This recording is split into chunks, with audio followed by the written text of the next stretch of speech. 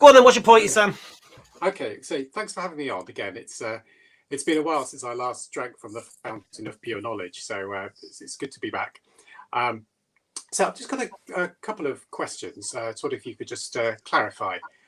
So, do only Muslims go to Jannah? Is that what you're thinking? So what are you asking? Are you asking only Muslims? So are you asking in terms of the only people who follow the Prophet Muhammad, peace be upon him? Yeah, so are those the only people who go into Jannah? Yeah. So we believe Muslim means the one who submits. So the one who submits to the will of God, whether that is from our time, which is following the Prophet Muhammad sallallahu alaihi wasallam, or the previous prophets, when they were, the people who followed them, then they go to paradise. As for those people who have not received the message, then there is difference of opinion. Some say that they are not held accountable except on the day of judgment, when they face a test. Others say that they're held accountable whether they believe in one God. Others say they're held accountable whether they believe in one God and do the general righteous actions like not murder, not steal, etc. The general ones that are known, what we term fitri, through innate knowledge.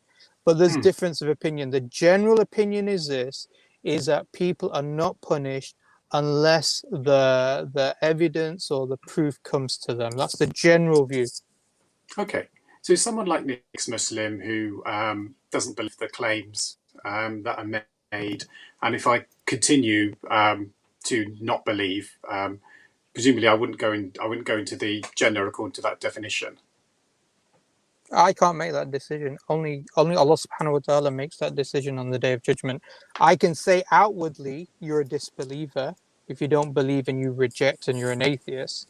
But I can't say, because it's not my role, it's not my remit. I don't understand your thinking process or anything like that. I don't know if you have some sort of excuse that diverts you from the punishment of Allah subhanahu wa ta'ala. Only Allah subhanahu wa ta'ala knows this. All I can say is outwardly you reject Islam and you reject belief in God.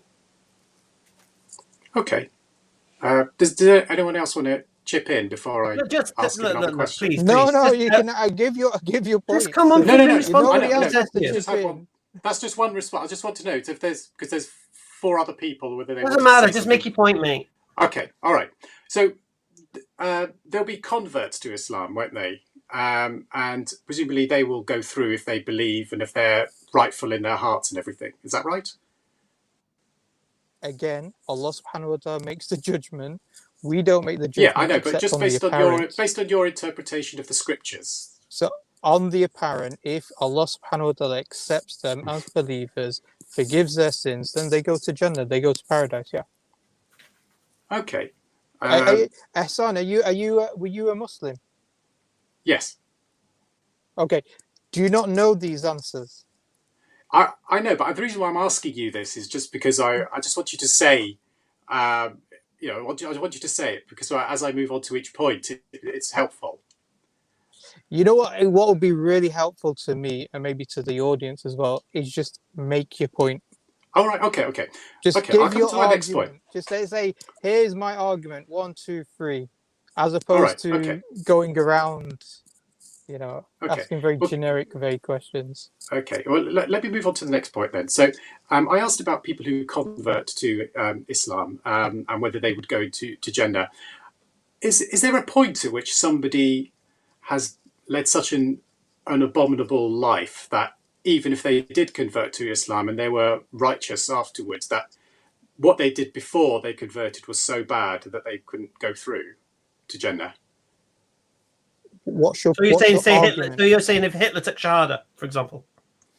Yeah, you could say him, yeah. Yeah, he'd be forgiven. So you'd say so. So that he'd go to Jannah above somebody who, like me, disbelieved?